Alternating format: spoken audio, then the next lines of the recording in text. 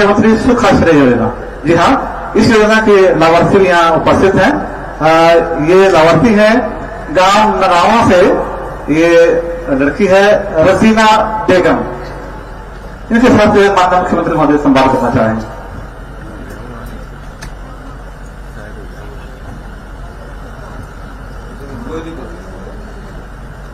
सबसे पहले मेरी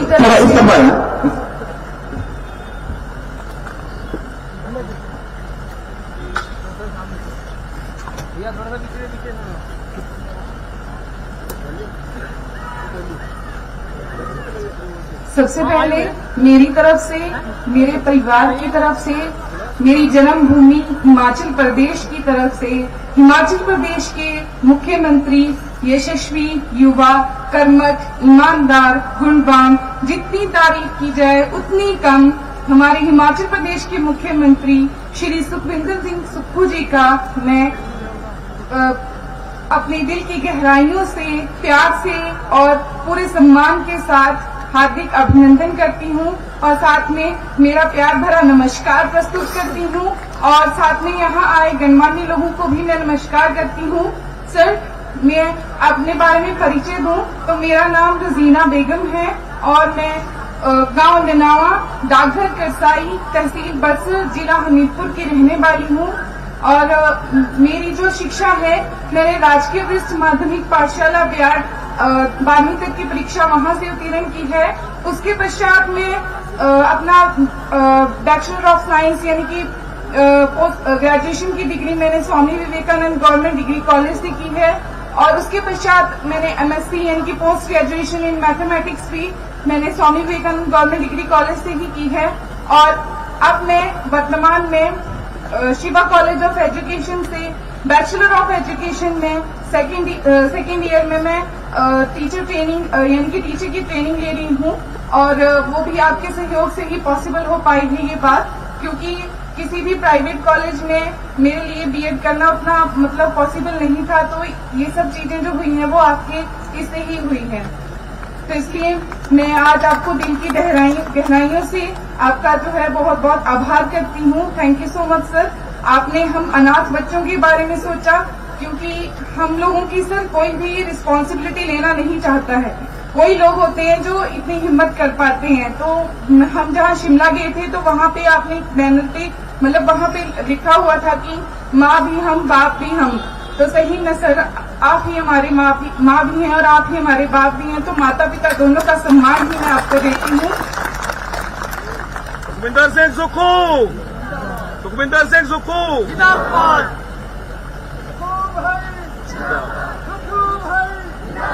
आपकी फीस वगैरह पूरी जमा कर दी है? हाँ जी सर, पूरी हो गई है। हॉस्टल की? सर हॉस्टल में नहीं, मेरी सिस्टर का भी मेरी पढ़ाई में बहुत सहयोग रहा है, तो मैं उनके पास ही रहती हूँ।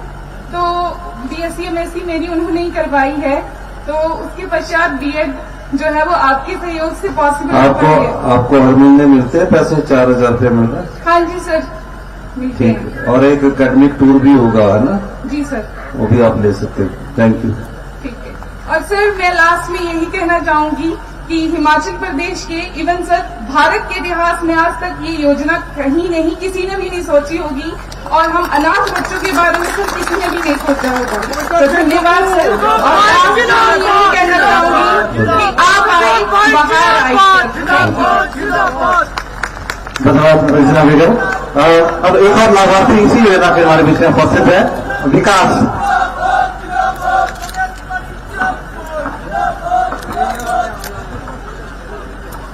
सर, मुख्यमंत्री की जो आज यहाँ स्वागत है आपका। इस योजना के जरिए हमें जो लाभ मिल रहा है हम इसके आभारी हैं आपके, और जो हम आगे जो हम इस योजना का लाभ ले सकते हैं उसमें इनका बहुत बड़ा हाथ है।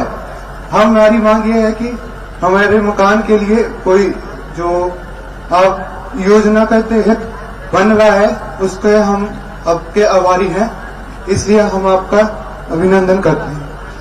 मकान बन रहा है ना पक्का? यस सर, बनवाने के लिए आपका धन्यवाद। जो आपके लिए मैं डॉक्यूमेंट मांगे हैं वो हम आप देखो दे देंगे। धन्यवाद। Thank you sir.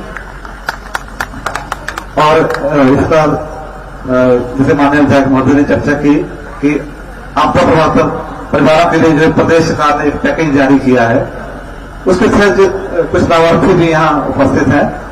सर्वप्रथम मैं बुलाना चाहूंगा मीना कुमारी, गांव जुढ़ार से। मीना कुमारी।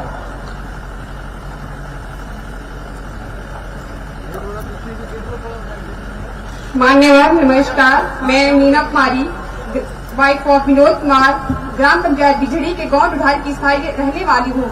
महोदय, मेरा मकान भारी वर्षा के कारण गिर गया था, जो आपदा की राहत में मुझे 7 लाख की राशि स्वीकृत हुई है, जिससे मुझे पहली किस्त मिल चुकी है, जिससे हमने अपने घर का काम शुरू कर दिया है। महोदय, आप जो पहले राहत राशि दी गई थी, उसको बढ़ाकर अगर आप 7 लाख की राशि नहीं देते तो हमारा मकान नहीं बन पाता। इसलिए मैं आपका बहुत बहुत धन्यवाद करती हूँ। धन्यवाद।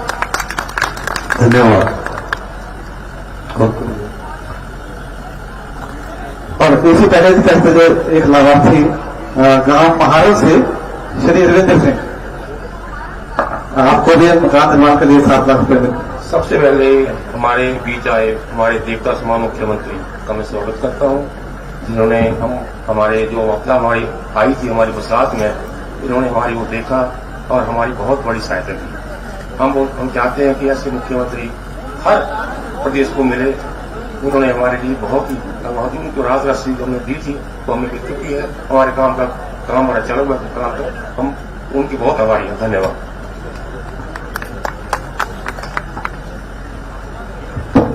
और जो अगले लाभार्थी हैं वो उस योजना के लाभार्थी हैं जो कि माननीय मुख्यमंत्री महोदय ने जो है प्रदेश के हजारों लाखों लोगों की सुविधा के लिए आरंभ की है। यानी जो राजस्व मामले हैं, जो जमीन से संबंधित मामले हैं, उनके निपटारा के संबंध में जो राजस्व अदालतें बनाई जाती हैं, उसके तहत जो है तकसीम का निपटारा जो है बहुत जल्दी हो रहा है। तो इन्हीं में से एक है गांव बिहार के श्री राजेंद्र वर्मा।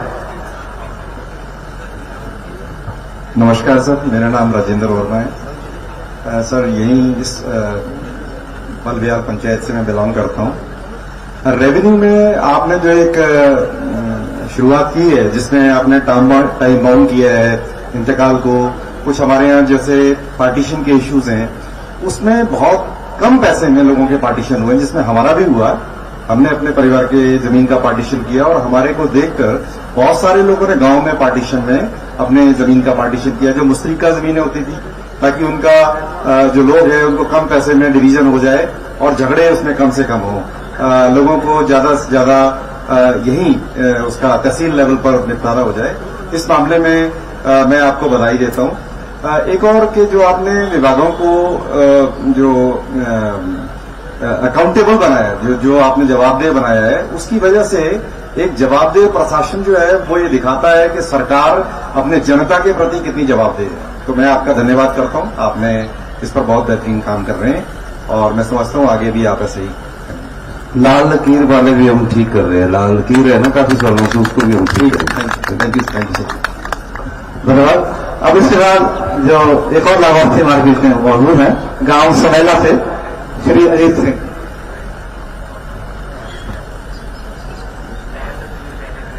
माननीय मुख्यमंत्री हिमाचल प्रदेश, मैं अजीत सिंह वर्मा आपका दिल से धन्यवाद करता हूं। हमारा कुछ जमीन का तकसीम और इंतकाल का काम काफी दिनों से राजस्व विभाग के पास पेंडिंग था, जो आपके आदेश आने के बाद शायद 10 या 15 दिनों के अंदर ही सॉल्व हो गया है। आपका बहुत बहुत धन्यवाद। धन्यवाद। धन्यवाद मिश्री जी। तो आप सबने इस बात देखा कि किस प्रकार माननीय मुख्यमंत्री महोदय की दूरदर्शी सोच से जो उपजी जो विभिन्न योजनाएं हैं, उनका सीधा लाभ जो है आम लोगों तक पहुंच रहा है। और इस 1 वर्ष के कार्यकाल के दौरान जो है माननीय मुख्यमंत्री महोदय ने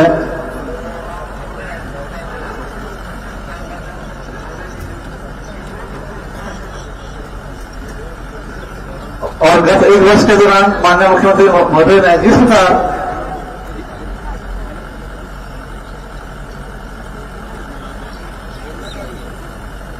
एक और महिला लाभार्थी हमारे बीच में मौजूद है, ये भी माननीय मुख्यमंत्री महोदय से इंटरेक्ट करना चाहती हैं।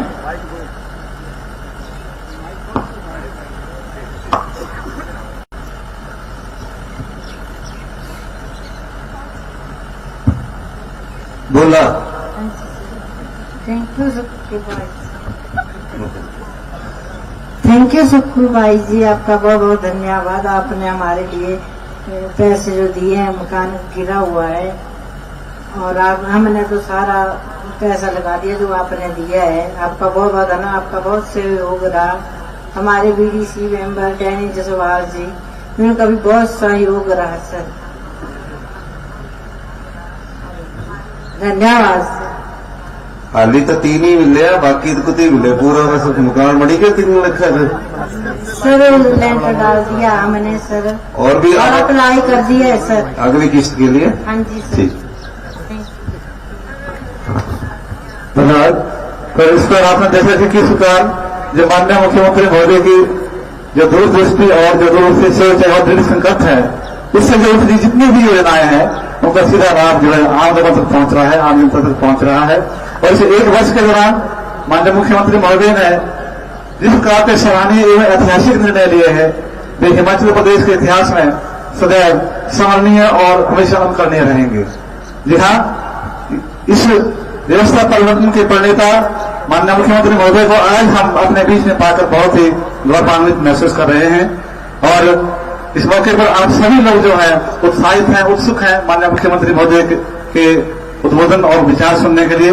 तो मैं कब प्रार्थना करता हूँ, निवेदन करता हूँ, गुजारिश करता हूँ माननीय मुख्यमंत्री महोदय से उद्बोधन के लिए।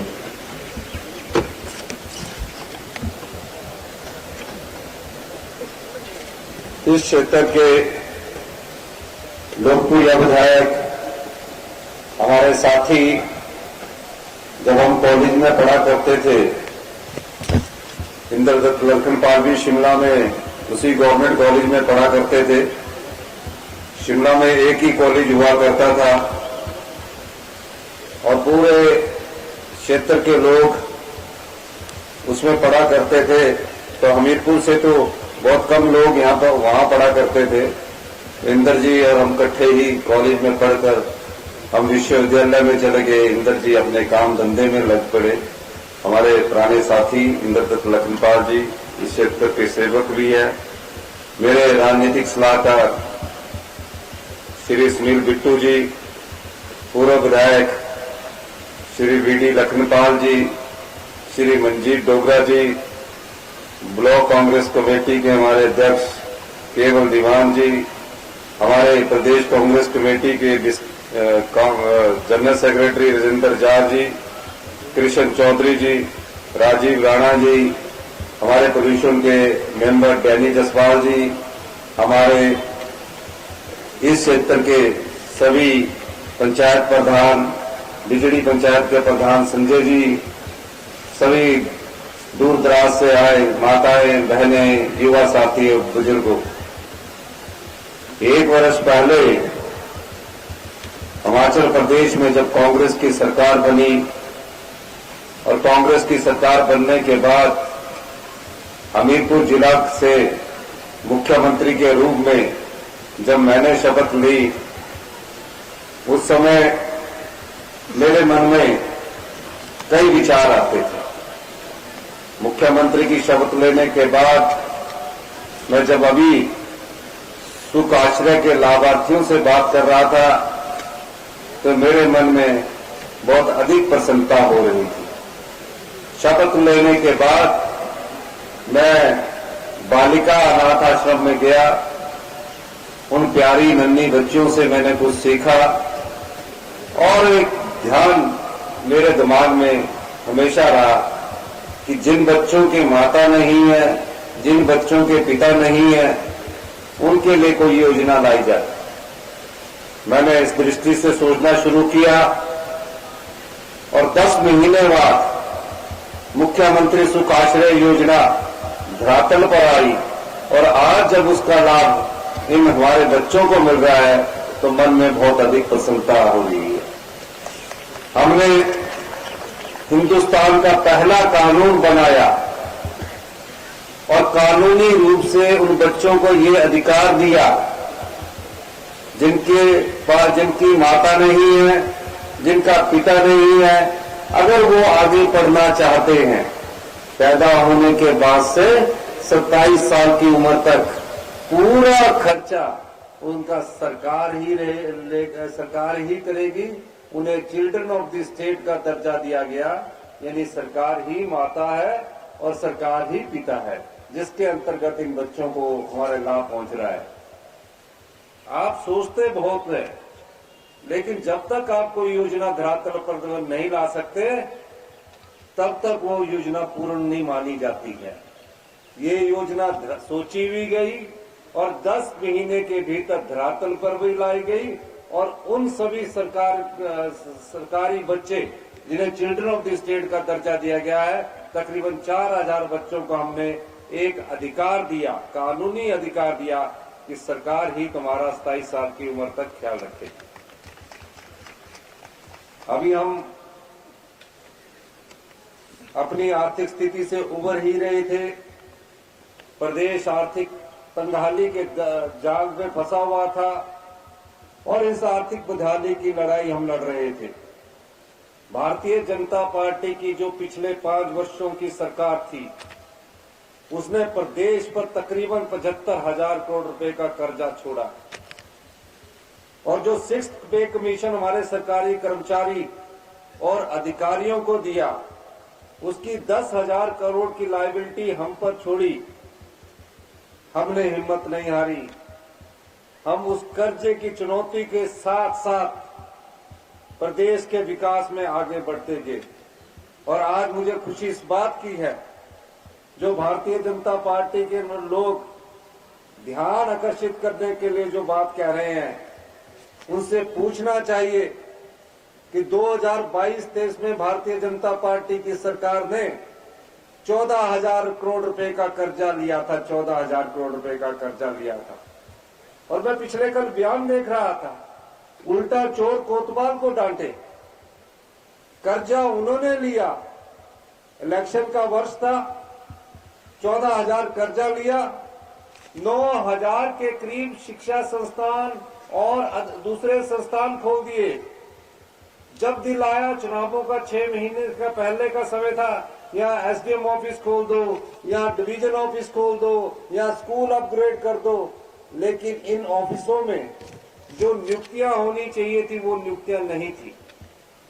हमने फैसला किया कि अगर हम इन 9,000 संस्थाओं को खोलते हैं तो तकरीबन 15,000 करोड़ रुपए की जरूरत है।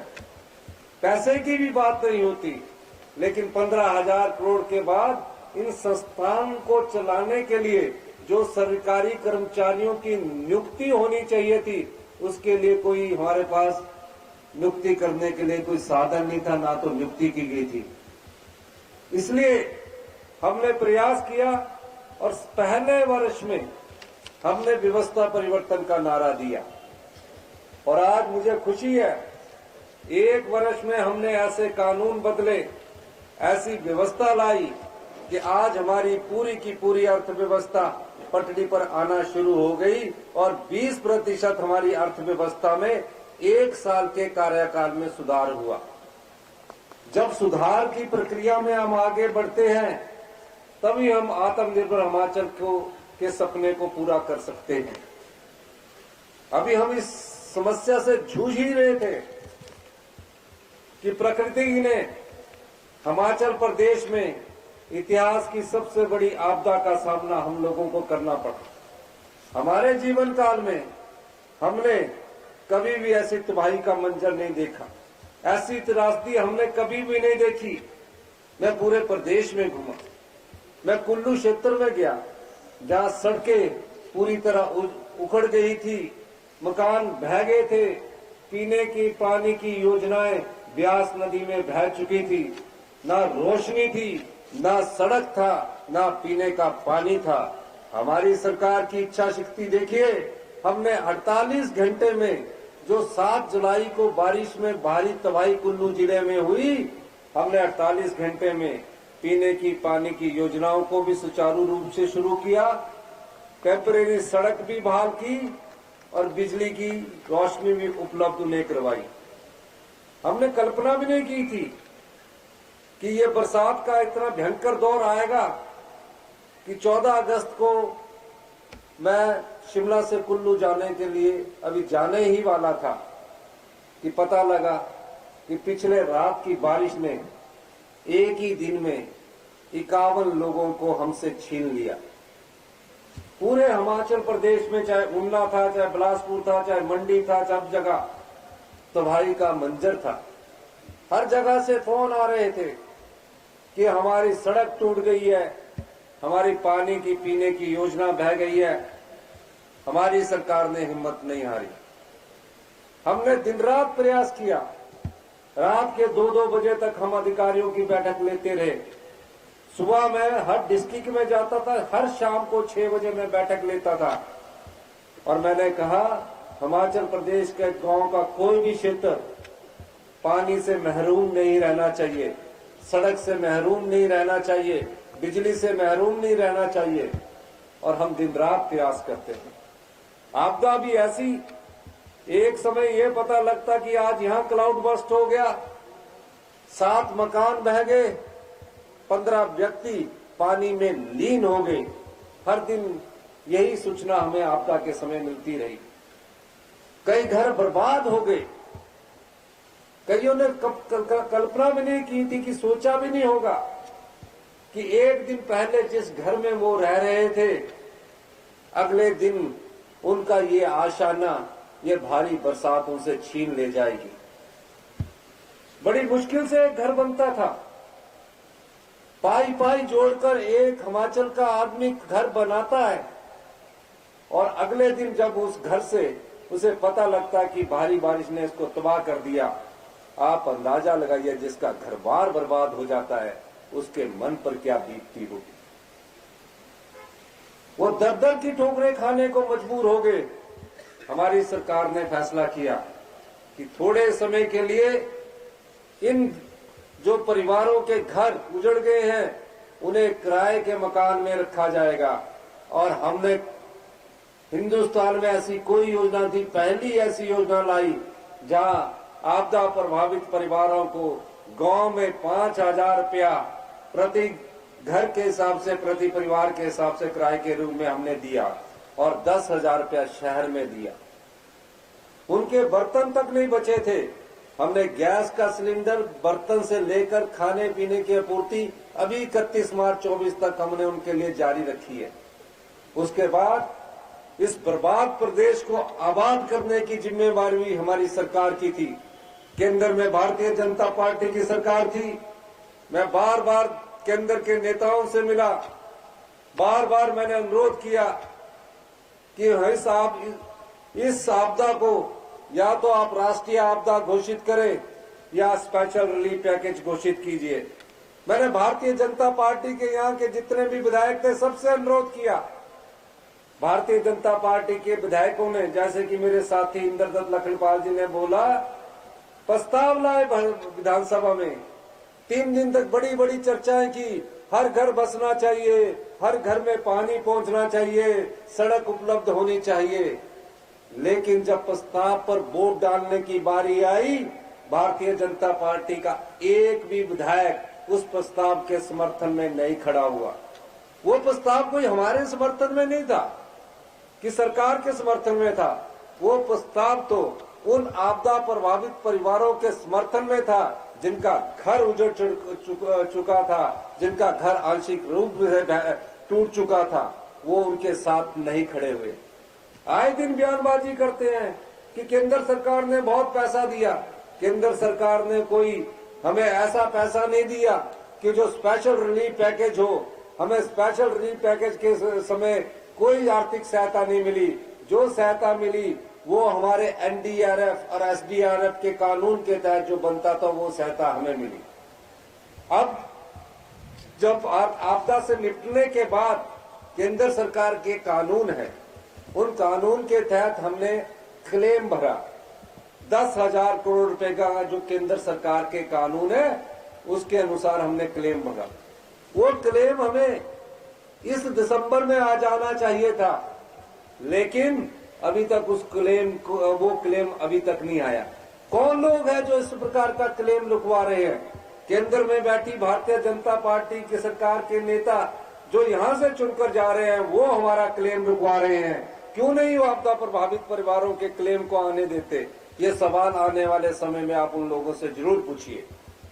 हमने देखा कि जब हमें कोई आर्थिक सहायता नहीं मिल रही है, हमने फैसला किया, हमने बजट में जो प्रावधान किया था उसमें थोड़ा कट लगाया और 45 करोड़ रुपए का आपदा राहत पैकेज उन आपदा प्रभावित परिवारों के लिए हमने दिया जो इस आपदा में अपना सब कुछ खो चुके थे। ये हमारी सरकार की दृढ़ इच्छा शक्ति थी। 4500 करोड़ रुपए का आर्थिक पैकेज, 4500 करोड़ रुपए का आर्थिक पैकेज देने के बाद तकरीबन 4000 घर जो पूर्णतः क्षतिग्रस्त हो गए थे, 12000 घर जो आंशिक रूप से क्षतिग्रस्त हो गए थे, 5000 के करीब पशुशालाएं क्षतिग्रस्त हो चुकी थी, कितने पशु बह चुके थे। मेरे पास अधिकारी कानून लेकर आए, कहा कि जिसका घर पूर्णतः नष्ट हो गया उसको हम सिर्फ 1.5 लाख रुपया दे सकते हैं, और जिसका घर की एक दीवार टूट गई या घर के आगे का डंगा टूट गया या उसके घर के अंदर पानी घुस गया उसको हम सिर्फ 5000 रुपया देंगे। जिसका पशु मर गया उसको हम सिर्फ 25,000 रुपया देंगे। हमने कहा इस कानून के तहत तो जिसने 20-22 लाख का घर बनाया होगा उसका बाथरूम भी नहीं बन पाएगा। मैंने कहा कि इस कानून में परिवर्तन करना होगा। अधिकारियों ने कानून के नियम पढ़ाने शुरू कर दिए। हमारी इच्छा शक्ति थी, हमने कहा इसमें कोई नियम नहीं चलेगा। 16,000 परिवारों के लिए हमने अपने राज्य का कानून बदल दिया और 1.5 लाख रुपए से बढ़ाकर वो सहायता राशि 7 लाख रुपए कर दी। ये दर्द हमारे दिल में था, ये पीड़ा हमारे दिल में थी, क्योंकि मैं जानता था, क्योंकि मैं भी आप जैसे परिवारों से उठकर राजनीति के इस शिखर के पद पर पहुंचा हूं। मैं जानता था घर पाई पाई जोड़कर बनता है, ईंट दर ईंट जोड़कर बनता है। बड़े प्यार से घर को सजाया होता है और एक रात वो घर अगर आपदा में, भारी बरसात में गिर जाए, बह जाए तो उस परिवार पर क्या बीतती थी। 7 लाख रुपया हमने उसको आपदा प्रभावित परिवार को दिया। पीने का पानी का कनेक्शन मुफ्त में दिया, बिजली का कनेक्शन में मुफ्त में देने की हमने बात कही है। ये पीड़ा थी हमारे मन में और हमने करके दिखाई। उसके बाद हमने देखा कि जो कानूनी अदालत, राजस्व अदालतें हैं, कई कई दिनों तक, कई कई सालों तक तकसीम नहीं होती थी। कहावत थी कि तकसीम अगर बुजुर्ग के समय शुरू की गई है तो पोते के समय पूरी होगी। इंतकाल नहीं होते थे, पटवारी साहब नहीं मिलते थे, तहसीलदार साहब नहीं मिलते थे। हमने कहा कि राजस्व अदालतें लगेगी और तकरीबन उन राजस्व अदालतों में 65,000 इंतकाल हुए। आप अंदाजा लगाइए कि वो इंतकाल किस समय से पड़े होंगे। मैं धन्यवाद राजस्व के अधिकारी, पटवारी, कानूनों का भी करना चाहता हूं, जिन्होंने दृढ़ता से ये फैसला किया कि हम तकसीम को भी करेंगे और हम इंतकाल को भी करेंगे। इसके लिए भी मैंने कानून बदल दिया, नहीं तो समझ ही नहीं होते थे 10-10 साल तक। क्यों? क्योंकि गांव के लोगों की आवाज जो है वो हमारे सरकार की आवाज है। इसीलिए सरकार गांव के द्वार कार्यक्रम के तहत आज आपके बीच में आई है। ये कार्यक्रम कोई महज कार्यक्रम नहीं है, आने वाले बजट में इसकी झलक आपको नजर आएगी। हमने पहली बार ऐसा बजट प्रस्तुत किया जिसमें यह कहा गया कि 2026 तक हम अपने राज्य को ग्रीन राज्य के रूप में विकसित करेंगे। हमारी सरकार इस दिशा में आगे बढ़ रही है।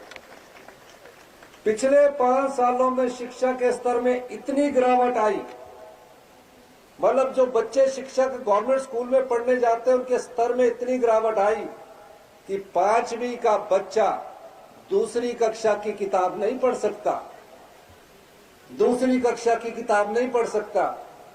और गुणात्मक शिक्षा में हम 18वें स्थान पर पहुंच गए। ये पिछली सरकार की देन है हमारे पास। आज हम 18वें स्थान पर है। हमने शिक्षा के मूलभूत ढांचे में परिवर्तन करने का फैसला किया। और मुझे खुशी है 2 महीने बाद जो नया एकेडमिक सेशन होगा उसमें हमारा सबसे ज्यादा जोर बच्चों की गुणात्मक शिक्षा पर होगा। हमने कमी को पहचाना कि हमारा गांव का बच्चा किस कमी के कारण आत्मविश्वास से भरपूर नहीं हो पाता। उस कमी में हमने देखा कि जब वो इंग्लिश नहीं बोल पाता तो थोड़ा सा उसके मन में आत्मविश्वास की कमी रहती है। इसका ये मतलब नहीं कि हिंदी में पढ़ने वाला बच्चा अच्छा नहीं हो सकता। हम भी तो हिंदी स्कूलों में पढ़े हैं, गवर्नमेंट स्कूलों में पढ़े हैं, आज इस कुर्सी पर पहुंचे हैं। लेकिन जब भविष्य की चुनौतियों का सामना करना है तो हमें अपनी युवा पीढ़ी और बच्चों को भी भविष्य की चुनौतियों की तरह शिक्षा देनी पड़ेगी। और हमने पहली कक्षा से आने वाले एकेडमिक सेशन में पूरी तरह इंग्लिश मीडियम से शुरू करने की बात कही है। हमने प्रिंसिपल को यह अधिकार दे दिया कि ड्रेस भी आप ही चुनेंगे। और हमने एक ही कैंपस में 3 तरह के कानून थे। 3 प्रकार की खिचड़ी बना करती थी कि एक ही कैंपस है, एलिमेंट्री का अलग है, प्राइमरी का अलग है और सेकेंडरी का अलग है। हमने कहा एक ही कैंपस में जो भी उसकी यूटिलाइजेशन उसके चीजों की होनी है वो सारा कैंपस के लोग करेंगे और एक प्रकार से चाहे खेल का ग्राउंड है छोटे बच्चे भी उसका यूटिलाइज करेंगे। इसके अलावा हमने Rajiv Gandhi day boarding school की शुरुआत की। आने वाले समय में Rajiv Gandhi day boarding school शिक्षा के स्तर में भी बदलाव लाएंगे और समाज के मूलभूत सोच में भी बदलाव लाएंगे। और इस पहले बोर्डिंग स्कूल की शिलान्यास हमने भोरंज विधानसभा क्षेत्र में कर दी है। ये हमारी सरकार की कर्तव्य निष्ठा है। फिर हमने कहा हम आर्थिक तंगी से गुजर रहे हैं, लेकिन जिन सरकारी कर्मचारी और अधिकारियों ने इस देश में विकास की गाथा लिखी है उनको हमने ओल्ड पेंशन स्कीम से नवाजा। पहली सरकार है जिसने ओल्ड पेंशन स्कीम से नवाजा। उस ओल्ड पेंशन स्कीम का फायदा जब वो बुढ़ापे में जाएंगे 60 साल की उम्र के बाद सरकार से जब उन्हें एक अश्योर्ड इनकम होगी कि मुझे हर महीने सरकार से इतने पैसे आएंगे, वो गर्व से अपनी जिंदगी को जी सकेगा। ये सरकार की कर्तव्य निष्ठा है। पर भारतीय जनता पार्टी के नेताओं से ये पूछा जाना चाहिए और पूछना भी आपका अधिकार है कि हमारे यहां से जो सांसद चुनकर जाते हैं, 3 सांसद चुनकर गए, ऐसी आपदा भगवान दोबारा ना लाए। क्या कभी इन 3 सांसदों की फोटो आप लोगों ने एक प्रार्थना पत्र देते हुए अपनी सरकार के गृह मंत्री के पास देते हुए देखी है कि कम से कम इन आपदा राहत परिवारों को रिलीफ पैकेज दीजिए? देखी कभी किसी ने फोटो? नहीं देखी। आपको पूछना चाहिए उनसे कि आप क्यों चुनकर जाते हो? जब प्रदेश में इतिहास की सबसे बड़ी आपदा आती है आप मूक दर्शक बनकर खड़े रहते हो। ये सवाल हिमाचल की जनता को पूछना चाहिए। बीबीएमबी के हमने 4300 करोड़ रुपया लेना है। हम सुप्रीम कोर्ट से जीत चुके हैं, लेकिन वहां भी किसी न किसी प्रकार से भारतीय जनता पार्टी के ये लोग अड़चने पैदा कर रहे हैं। हर चीज में ये अड़चने पैदा कर रहे हैं, लेकिन हम इन अड़चनों से घबराने वाले नहीं हैं, क्योंकि हम आम आदमी की सोच को अपनी सरकार के दस्तावेज में शामिल कर चुके हैं। और जब आम आदमी का साथ हमारे साथ होगा, हम कह सकते हैं कि हम भविष्य की बड़ी से बड़ी चुनौतियों का सामना करने के लिए भी तैयार खड़े हैं। आने वाले समय में आप देखेंगे कि हमारी योजनाएं किसानों को समृद्ध करने के लिए आने वाली है। उन योजनाओं से किसान की आय भी बढ़ेगी, किसान के हाथ में नकद पैसा भी आएगा। ये योजनाएं भविष्य में आपकी आर्थिक उन्नति में और मदद करेगी। हमारी सरकार इस दृष्टि से भी काम कर रही है, क्योंकि आप लोग यहां आए हैं। एक बात मैं और कहना चाहता हूं, सरकारें आती है, सरकारें जाती है, लेकिन आपको उन नेताओं से जरूर पूछना चाहिए जो आपका वोट लेकर तो चुनकर चले जाते हैं, जो आपका वोट लेकर बड़ी बड़ी बातें करते हैं, लेकिन उन्होंने हिमाचल प्रदेश के लिए क्या किया, क्या दिया? महज राजनीतिक नारों से राजनीतिक रोटियां नहीं सेकी जा सकती। प्रदेश में विकास करवाने के लिए आप लोगों को भी महत्वपूर्ण योगदान देना चाहिए, लेकिन वो इस योगदान से हमेशा पीछे रहे हैं। इसलिए मैं कहता हूं कि हमारी सरकार है जो गांव के लोगों की सरकार है, आम लोगों की सरकार है, महिलाओं के सम्मान की सरकार है, युवाओं को रोजगार देने की सरकार है, कर्मचारियों के सम्मान की सरकार है। एक साल में हमने एक साल में 20,000 करोड़ के हमने रोजगार के अवसर सरकारी क्षेत्र में पैदा किए, जो 31 मार्च से पहले अभी भरे जाने हैं।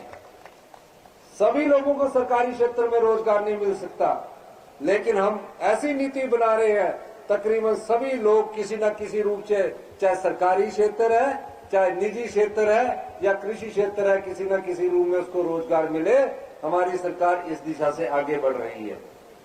अंत में मैं एक बार फिर से इंद्रदत्त लखनपाल जी ने बहुत लंबा किताब रख दी है, और इतनी लंबी किताब रख दी कि ये सोच रहे कि अभी तो पहला साल है, तो पहले साल ही सारी मांगे पूर्ण कर दी जाए। नहीं तो ऐसी मांगों की किताब जो आती थी चुनावों से 6 महीने पहले आती थी, जैसे भारतीय जनता पार्टी ने की है। तो मैं जब इनसे बात कर रहा था कि इंदर जी इनके लिए पैसा कहां से आएगा, आप तो और हम तो बजट पे बोलते रहते हैं, लेकिन हमीरपुर जिले से मुझे कहते हैं कि आप हमीरपुर जिला से मुख्यमंत्री बने, तो मुख्यमंत्री का थोड़ा बहुत असर तो होना चाहिए। तो ये हमेशा अपने लिए किसी न किसी तरह से आपके काम के लिए हमेशा जूझते रहते हैं। और एक बात मैं इनके लिए कहना चाहता हूँ, ये व्यक्ति मैं अभी से नहीं जानता कि यह विधायक बन गए, तभी जानता हूँ। इनके मन में आम आदमी की पीड़ा है।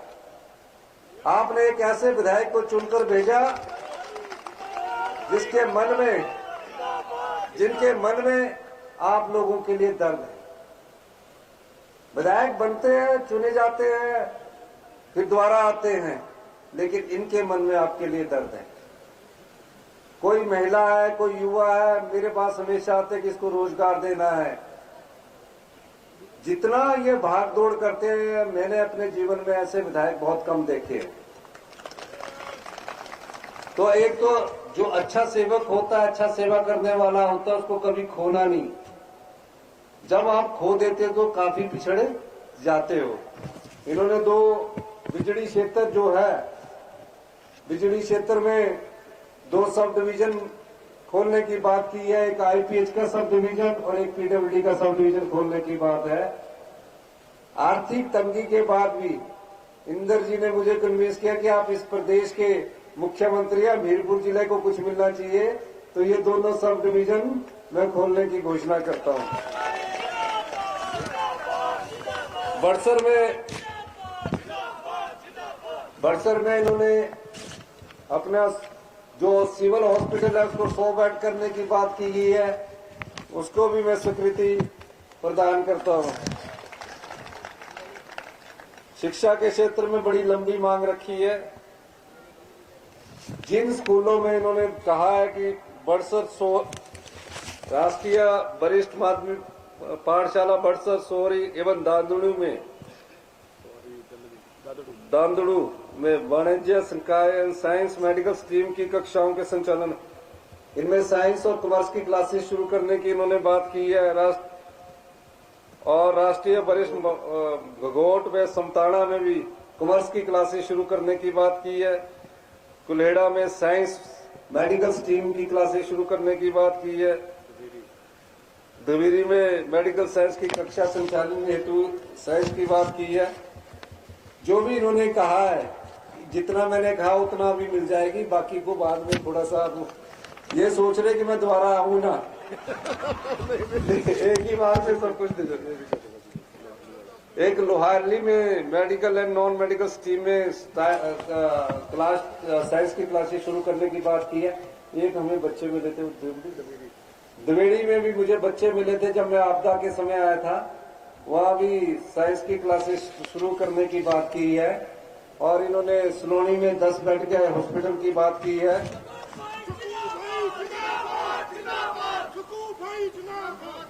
और इस इंडोर स्टेडियम के इन्होंने 50 लाख रुपए देने की बात की है। बाकी मेरे को दोबारा भी आने के लिए छोड़िए ना, तो बाकी मांगे जब दोबारा आऊंगा तब करूंगा और कोई बाकी। और इन सब बातों को ध्यान में रखते हुए जो हमारे संसाधन है डिग्री कॉलेज के लिए भी तो दोबारा आना पड़ेगा। उसके बारे में जो आपने डिग्री कॉलेज के सरकारीकरण की बात की है, उसकी पूरी रिपोर्ट होने के बाद उस पर आगे बढ़ा जाएगा। इन्हीं शब्दों के साथ एक बार फिर से मैं इंद्रदत्त लखनपाल जी का और सरकार को के द्वार कार्यक्रम के तहत आने वाले सभी लोगों का धन्यवाद करता हूं। जो भी व्यक्ति मिलना चाहता है वो आराम से अपनी एप्लीकेशन लेकर आए, उस पर एड्रेस लिखे और अपना टेलीफोन भी नंबर लिखे, तब हम अच्छा होगा। बहुत बहुत धन्यवाद। जय हिंद, जय भारत। धन्यवाद सर, आपने प्रदेश सरकार की 1 साल की उपलब्धियों की जानकारी दी और जो इस क्षेत्र की जो बहुत सारी मांगे, एक बस की बात की है, उसको भी मैं स्वीकृति प्रदान करता हूँ। धन्यवाद सर। माननीय मुख्यमंत्री महोदय ने इस क्षेत्र के लिए एक साथ कई सेवाएं यहाँ प्रदान की है और आप सभी से आग्रह है कि आप कृपया व्यवस्था बनाए रखेंगे। और माननीय मुख्यमंत्री महोदय ने जैसे कहा कि सबकी एप्लीकेशन लेंगे, स्वयं लेंगे।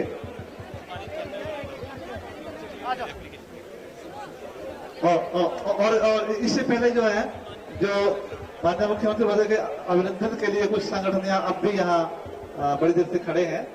मेरा आग्रह है सभी से। और जो आपदा राहत कोष के लिए चेक जो प्रदान करने के लिए भी बहुत सारे लोग यहाँ खड़े हैं। आप कृपया सभी बारी बारी आएंगे प्लीज।